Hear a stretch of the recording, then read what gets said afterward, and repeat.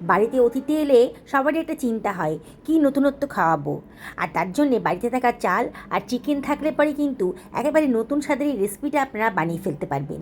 Guarantee দিয়ে বলতে পারি সবাই কিন্তু প্লেট চেটে এটা খাবে। হ্যালো বন্ধুরা, আশা করি সকলে ভালো আছেন। আজকে বাসমতি চাল নিয়ে নিয়েছি, 4 বাটি মতন বাসমতি চাল নিয়েছি। আপনারা যে কোনো বাটি মাপের কিংবা গ্লাস মাপের চাল নিয়ে নেবেন, অবশ্যই আপনাদের প্রয়োজন অনুযায়ী। এবার এই চালটাকে আমি ভালো করে ধুয়ে নেব।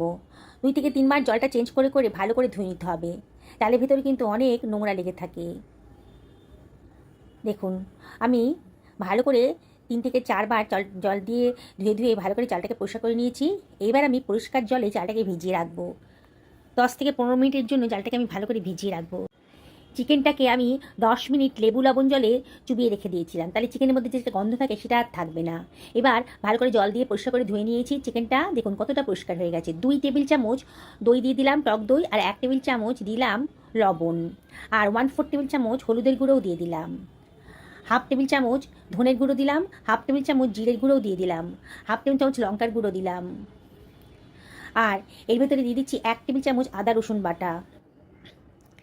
এবারে এর ভিতরে আমি দিয়ে দিচ্ছি 1 টেবিল চামচ কিচেন কিং মশলা। কিচেন কিং মশলা না থাকলে পরে গরম মশলাও দিতে পারেন, খুব টেস্টি হবে।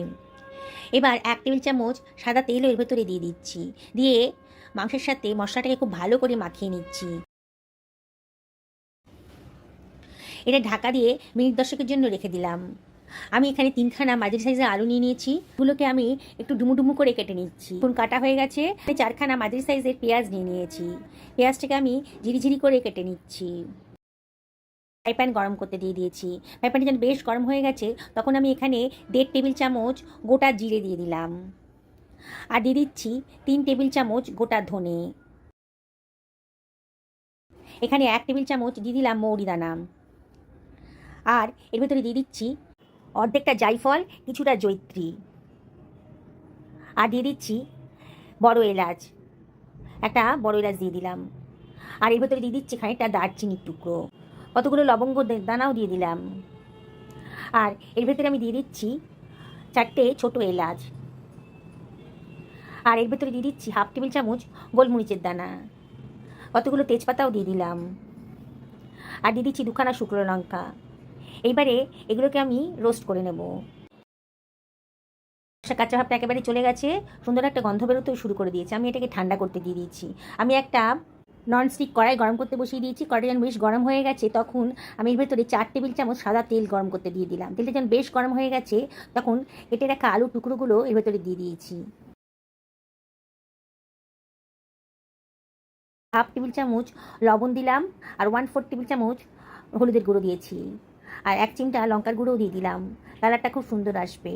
এবার হাই ফ্লেমে আমি একটু নাড়াচাড়া করে নিচ্ছি, আলুগুলোকে একটু ফ্রাই করে নেব। এবার লো ফ্লেমে আলুটাকে ঢাকা দিয়ে রান্না করব। আমার যে মশলাটা আমি ড্রাই রোস্ট করেছিলাম সেটা কিন্তু ঠান্ডা হয়ে গেছে, মিক্সার গ্রাইন্ডারের ভেতর নিয়ে নিয়েছি। এবার এটাকে আমি গ্রাইন্ড করে নিচ্ছি। বললাম তো বন্ধুরা, এই মশলাটা দিয়ে এই রান্নাটা হয়ে যাবে, আর কোনো বাড়তি মশলা দেওয়ার প্রয়োজন হবে না। গ্রাইন্ড করা হয়ে গেছে মশলাটা। এদিকে আলুটাও অনেকটা ফ্রাই হয়ে গেছে। আলুগুলোকে আমি অন্য একটা পাত্রের ভেতর তুলে রাখছি। দিয়ে দিলাম 1/4 টেবিল চামচ গোটা জিরে, 1 টেবিল চামচ গাওয়া ঘিও এর ভেতরে দিয়ে দিচ্ছি। এইবার আমি এর ভেতরে দিয়ে দিচ্ছি কুচি করে রাখা পেঁয়াজটা, আর দিয়ে দিলাম 1/2 টেবিল চামচ লবণ, 1/4 টেবিল চামচ হলুদের গুঁড়োও দিয়ে দিলাম, 1/4 টেবিল চামচ লঙ্কার গুঁড়োও দিয়ে দিলাম। দিয়ে সব কিছু আবারও খুব ভালো করে মিশিয়ে নিচ্ছি। আমি কেটে রাখা টমেটো কুচিটাও এর ভেতরে দিয়ে দিলাম, দিয়ে আবারও সব কিছু খুব ভালো করে মিশিয়ে নিচ্ছি। ঢাকা দিয়ে মিডিয়াম টু লো ফ্লেমে এটা রান্না করে নেব 2 থেকে 3 মিনিট। 2 মিনিট বাদে ঢাকাটা তুলে দিয়েছি। দেখুন পেঁয়াজটা কিন্তু অনেকটাই নরম হয়ে গেছে, টমেটোটাও নরম হয়ে গেছে। আমি যে ভাজা মশলাটা তৈরি করেছিলাম তার খানিকটা অংশ এর ভেতরে দিয়ে দিচ্ছি। 4 টেবিল চামচ মতো মশলা আমি এর ভেতরে দিয়ে দিলাম, বাকিটা রেখে দিলাম সবার শেষে দেবো বলে। দিয়ে এটাকে আবারও ভালো করে কষিয়ে নিচ্ছি মশলা সহ। এবারে আমি এর ভেতরে দিয়ে দিচ্ছি ম্যারিনেট করা চিকেনটা। সমস্ত চিকেনটাই আমি এর ভেতরে দিয়ে দিচ্ছি।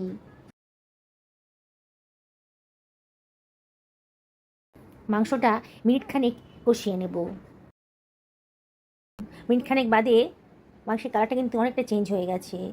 বাসমতি যে চালটা ভিজিয়ে রেখেছিলাম জলে, সেটাকে জল ঝরিয়ে আমি দিয়ে দিচ্ছি। সব কিছু আমি হালকা হাতে ভালো করে মিশিয়ে নিচ্ছি। ভেজে রাখা আলুগুলো দিয়ে দিলাম, দিয়ে আবারও হালকা হাতে সব কিছু মিশিয়ে নিচ্ছি। আর আমি এর ভেতরে দিয়ে দিচ্ছি গরম জল। আমি 4 বাটি পরিমাণ চাল নিয়েছিলাম, সেই জন্য আমি 7 বাটি পরিমাণ জল দিলাম। মাংসটা অনেকটা ম্যারিনেট করা ছিল আর চালটা অনেকটা ভেজানো ছিল বলে জলের পরিমাণটা একটু কমই দিলাম। মানে 4 বাটি চালের জন্য 7 বাটি জল দিয়েছি। জলের পরিমাণটা যদি ঠিক রাখেন তাহলে কিন্তু আপনি ঝরঝরে পোলাও বানিয়ে ফেলতে পারবেন। এবার ঢাকা দিয়ে হাই ফ্লেমে মিনিট 5 আমি রান্না করে নেব। আমার ঢাকনাটার গায়ে একটা হোল ছিল, সেটাকে আমি বন্ধ করে দিচ্ছি কাগজ দিয়ে, যাতে পুরো ভেপারটাই রান্নার মধ্যে চলে যায়। মিনিট 5 এটাকে হাই ফ্লেমে রান্না করার পর ঢাকাটা তুলে একটু নাড়াচাড়া করে দিতে হবে। হালকা হাতে একটু নাড়াচাড়া করে দিচ্ছি। চালটা কিন্তু 60% সেদ্ধ হয়ে গেছে। এবারে আমি এর ভেতরে দিয়ে দিচ্ছি 1 টেবিল চামচ পরিমাণ লবণ। টেস্ট করে দেখলাম লবণটা একটু কম লাগছিল বলে লবণটা দিয়ে দিলাম। আর 1 টেবিল চামচ মতন চিনিও দিয়ে দিলাম। খুব টেস্টি হবে, তবে অপশনাল, ভালো না লাগলে বাদ দিয়ে দেবেন। এবার এর ভেতরে আমি দিয়ে দিচ্ছি 4 টেবিল চামচ মতো গুঁড়ো দুধ। আমার কাছে খোয়া ক্ষীর নেই, সেজন্য গুঁড়ো দুধটা দিলাম। দারুণ সুন্দর টেস্ট আসবে। এবার হালকা হাতে আবারও সব কিছু খুব ভালো করে মিশিয়ে নিচ্ছি। ঘরে থাকা উপকরণ দিয়েই কিন্তু এই দারুণ স্বাদের রেসিপিটা তৈরি হয়ে যাচ্ছে। এবার এর ভেতর দিয়ে দিচ্ছি কতগুলো কাঁচা লঙ্কা। যদি কেউ ঝাল পছন্দ করেন তাহলে কাঁচা লঙ্কাটা দিয়ে খেতে পারবেন। আর বাড়তি যে মশলাটা ছিল, ভাজা মশলাটা, সেটাও দিয়ে দিলাম। দেখুন বন্ধুরা, কত সহজে অসম্ভব টেস্টি একটা রেসিপি আজকে তৈরি করে ফেললাম। আবারও 1 টেবিল চামচ মতো গাওয়া ঘিয়ের ভেতরে দিয়ে দিচ্ছি। রাজকীয় টেস্ট আসবে। পছন্দ হলে দেবেন, না হলে বাদ দিয়ে দেবেন। আবারও হালকা হাতে সব কিছু ভালো করে মিশিয়ে নিচ্ছি। এবারে আমি এটাকে ঢাকা দিয়ে রান্না করে নেব 20 থেকে 25 মিনিট, একেবারে লো ফ্লেমে। 20 মিনিট রান্না করার পর আমি গ্যাসের ফ্লেমটা অফ করে দিয়ে আরও 5 মিনিট রেস্টে রেখেছিলাম। এবার ঢাকাটা তুলছি। এখনও যথেষ্ট গরম আছে, দেখুন। হালকা হাতে একটু নাড়াচাড়া করে দিচ্ছি। দেখুন বন্ধুরা, কতটা ঝরঝরে হয়েছে। ঠান্ডা হয়ে গেলে আরও ঝরঝরে হয়ে যাবে। এবার আমি এটাকে সার্ভ করে দেব। একটা সার্ভিং প্লেটে এগুলোকে সার্ভ করে দিচ্ছি। বাড়িতে অতিথি আসছে, কোনো চিন্তা নেই, এইভাবে বানিয়ে দিন না। অতিথিরা আঙুল না প্লেট চেটে খাবেন, আর প্রশংসা আপনার পঞ্চমুখ হয়ে যাবে। দেখুন কতটা ঝরঝরে হয়েছে। আমি আপনাদেরকে আবারও দেখাচ্ছি। জলের পরিমাণটা যদি ঠিক রাখেন তাহলে এরকমই ঝরঝরে পোলাও আপনারা বাড়িতেই বানিয়ে ফেলতে পারবেন। চিকেনটাও একেবারে সুসিদ্ধ হয়ে গেছে। আমি কতগুলো পেঁয়াজ কুচি নিয়ে নিয়েছি খাওয়ার জন্যে। আর কথা বাড়িয়ে লাভ নেই, আবারও আপনাদেরকে রিকোয়েস্ট করব, একদিন বাড়িতে বানিয়ে ফেলুন। দেখুন, এরকম একটা রেসিপি যদি বাড়িতে বানাতে পারেন, গ্যারেন্টি দিয়ে বলছি হোটেল রেস্টুরেন্টে যাওয়া একেবারে বন্ধ হয়ে যাবে। সুস্থ থাকুন, ভালো থাকুন, নমস্কার নেবেন।